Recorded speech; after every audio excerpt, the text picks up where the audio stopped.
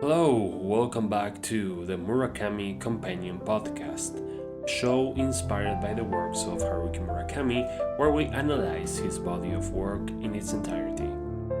Today, we'll be talking about After the Quake, a collection of short stories, all connected by a tragic earthquake inspired by the real-world 1995 Kobe earthquake. The book was published in Japan in 1999 and an English translation came out in 2002. This is a really good book.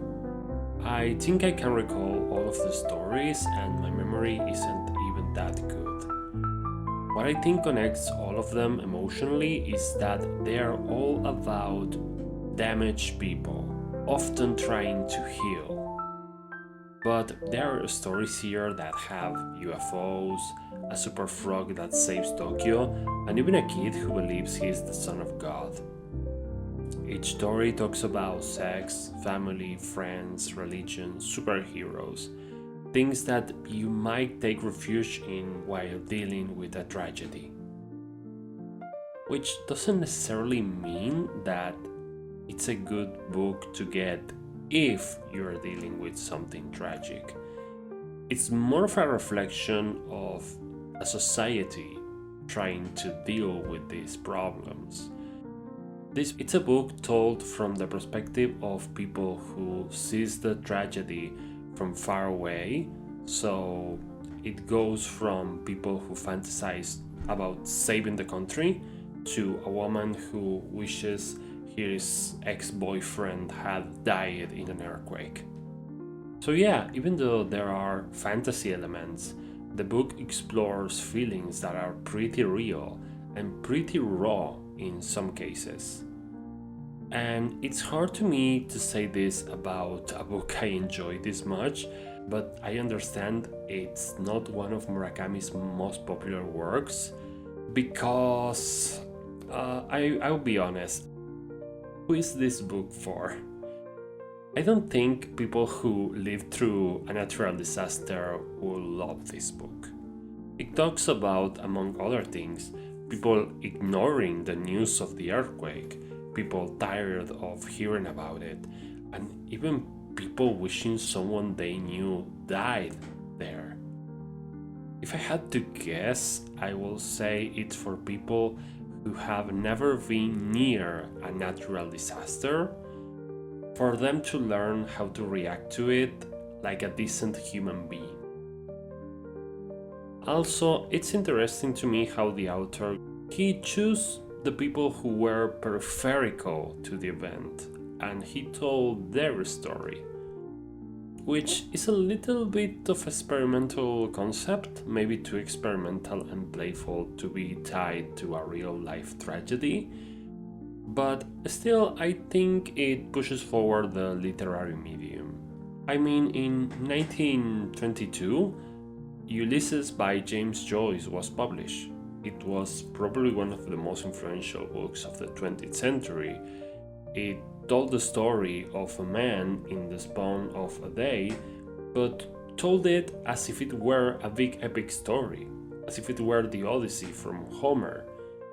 This jump-started modern literature, which had a great focus on the mundane, on normal people doing normal stuff, but elevates that normal to find value in it.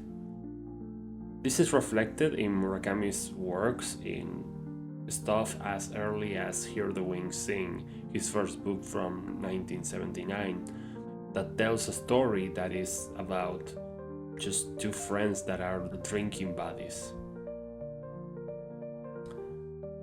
I think had this book had more success, it could have started a movement. The idea of talking about an event by talking about the people that have only been affected tangentially, it's kinda interesting. It's as weird as the idea of Ulysses was in 1922, but it has potential to become a trend or even a new normal. That's a fun idea for a book. Not often do I come across books, music, or movies that made me feel that they could come from a different dimension. Literally, this book could have started a trend of stories told from people on the periphery of the events. It makes me think about The Fall by Albert Camus, which is told in second person, and it's one of my favorite books ever. I was also thinking about The Autumn of the Patriarch by Gabriel Garcia Marquez, which is a book where each chapter is written in a single sentence. It's about a dictator that seems to live forever and a dictatorship that seems to go forever. So it's tiresome to read, but at the same time, you get the feeling of the people who live in that country. Things are meant to have a rhythm from beginning to end, and the sentences there are like living in a dictatorship. They just go on forever. I could go on with examples about this. For example, Promethea by Alan Moore, the works of Truman Capote, books that had something different in them that made them special, but they didn't catch on as a trend. After the Quake is a book that has something special, something different, and I really wish it had go on a little longer. It's one of Murakami's shorter books, alongside The Strange Library, and that is just one story. So the short stories themselves are really great, and the overall concept is extremely creative.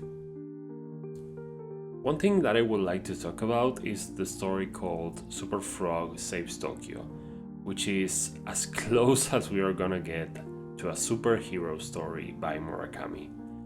I'm not gonna spoil the story itself, but I wanna talk about the Super Frog. He is a giant frog, so Murakami's superhero is a mix between childish and terrifying. We never see him do any fighting, which is pretty consistent with the theme of the book about showing the periphery of the events and not the event itself. He says that he is a being on its own, but at the same time he is all frogs, in the same way that Captain America represents all Americans, Iron Man represents all capitalists with regrets, Spider-Man is all young people. Anyways, so the Super Frog goes to a random dude and says that he needs his help.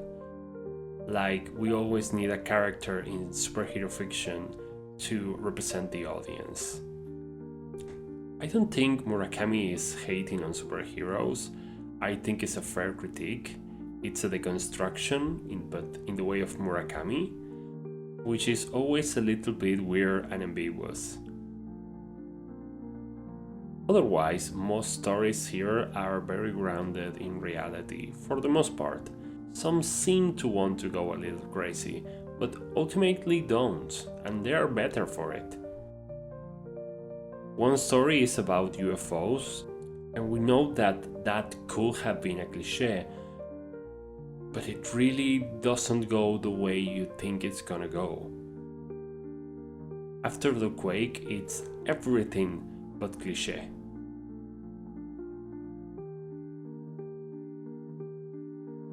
That's pretty much it we have to say about this book, which is rather short, so you should definitely give it a try.